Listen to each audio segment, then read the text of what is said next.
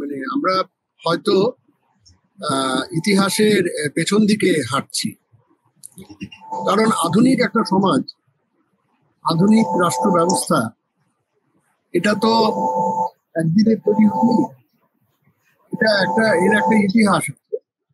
একটা সময় ছিল যে ইউরোপে চার্চের একটা আধিপত্য ছিল এবং তারাই নিয়ন্ত্রণ করতো সবকিছু, রাজনীতিটা তাকে কেন্দ্র করেই হতো।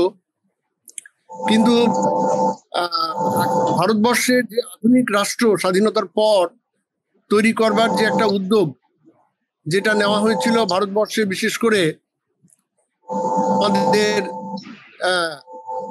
এই যে এই সংবিধান রচনার মধ্যে দিয়ে, তার বেশ কয়েক বছর পর, 70 বছর পরে এসে আমরা দেখতে পাচ্ছি যে ভারতবর্ষের রাজনীতির মূল চাবিকাঠি চলে যাচ্ছে মন্দির, মসজিদ, এইসবকে কেন্দ্রে রেখে রাজনীতিটা হচ্ছে। এটা অত্যন্ত বেদনাদায়ক এবং ভবিষ্যৎটা কোন দিকে যাবে একটা দেশে, একটা আধুনিক রাষ্ট্রের, এটা নিয়ে খুব বিপজ্জনক ইঙ্গিত পাওয়া যাচ্ছে। কারণ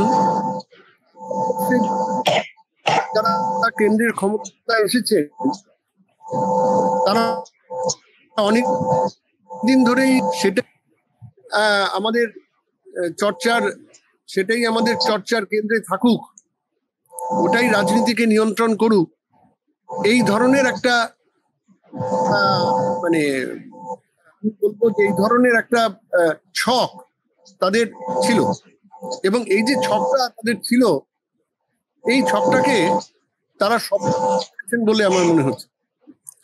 কারণ আমাদের রাজ্যে মমতা বন্দ্যোপাধ্যায়ের যে সরকার এবং মমতা বন্দ্যোপাধ্যায় নিজে যে রাজনীতিটা করেন, সেখানে তিনি একটা নিরপেক্ষতার কথা বলেন এবং বিজেপির বিরোধিতা করেন, আমরা এটা দেখতে পাই।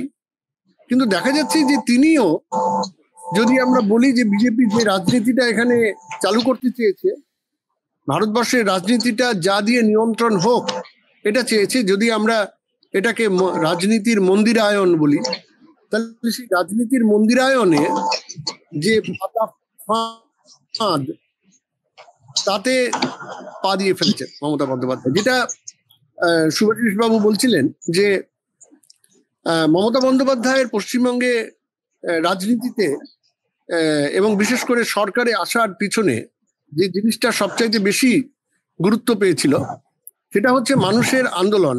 জমি নিয়ে, কৃষি জমি সংরক্ষণ, কৃষি জমি আমরা কর্পোরেটের হাতে যেতে দেব না, এই নিয়ে যে আন্দোলন। এবং আধুনিক সমাজে আমরা দেখেছি বিভিন্ন দেশে শ্রমিক শ্রেণীর, কৃষক শ্রেণীর একটা লড়াই থাকে এবং পুঁজিবাদের বিরুদ্ধে এই লড়াইটা থাকে, সামন্ত শ্রেণীর বিরুদ্ধে লড়াই থাকে।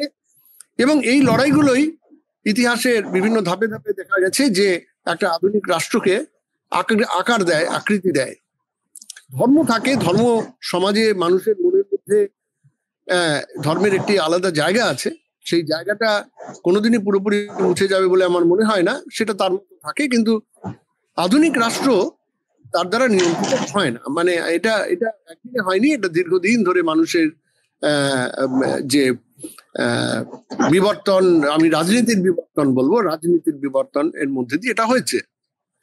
কিন্তু এখন দেখে খুব অবাক লাগছে যে পুরো বিষয়টা কোথায় যেন আধুনিক রাষ্ট্রযন্ত্র, রাষ্ট্র ব্যবস্থা, আধুনিক সমাজের নিয়ম কানুন, এগুলো সমস্ত প্রায় একেবারে ডাস্টবিনে চলে গেছে, কেন্দ্রে চলে এসেছে এইসব জিনিস। এবং তাতে এবং সেটাকে নিয়ে লড়াইটা করা যাচ্ছে না। মমতা ব্যানার্জি যে লড়াইটা, সাধারণ মানুষের দাবি দেওয়ার যে লড়াইটা দিয়ে তিনি ক্ষমতায় এসেছেন, এই লড়াইটাকে তাকে বর্জন করতে হচ্ছে এবং বর্জন করছেন। এবং তিনি কোনটা গ্রহণ করছেন কিন্তু সেই রাজনীতিটাই, যে রাজনীতিটাকে সারা ভারতবর্ষে ছেয়ে দেওয়ার একটা পরিকল্পনা। এটা অত্যন্ত বেদনাদায়ক, বিশেষ করে পশ্চিমবঙ্গে, যেখানে এত রকমের সংস্কার, বিশেষ করে আমরা একটা বলি যে আমাদের বাংলায় একটা আহ, যেটাকে আমরা রেনেসা বলি, সেই রেনেসার জায়গা বাংলা।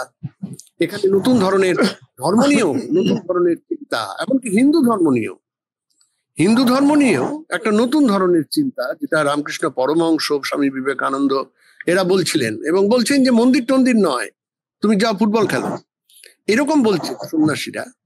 তো সেই বাংলায় যেখানে রামমোহন তিনি একটা নতুন ধর্মের প্রবর্তন করছেন, একটা নতুন ধর্ম, আধুনিক সমাজের সঙ্গে মানানসই একটা ধর্মের কথা বলছে। তো এগুলো ঠিক কি ভুল তার মধ্যে আমি যাচ্ছি না, এটা আমি বলতে চাইছি ঐতিহাসিক ভাবে আধুনিক চিন্তার যে যাত্রাপথ, এই যাত্রাপথটায় বাংলার একটা অংশগ্রহণ ছিল, ভারতবর্ষের মধ্যে বাংলার একটা বড় অংশগ্রহণ ছিল।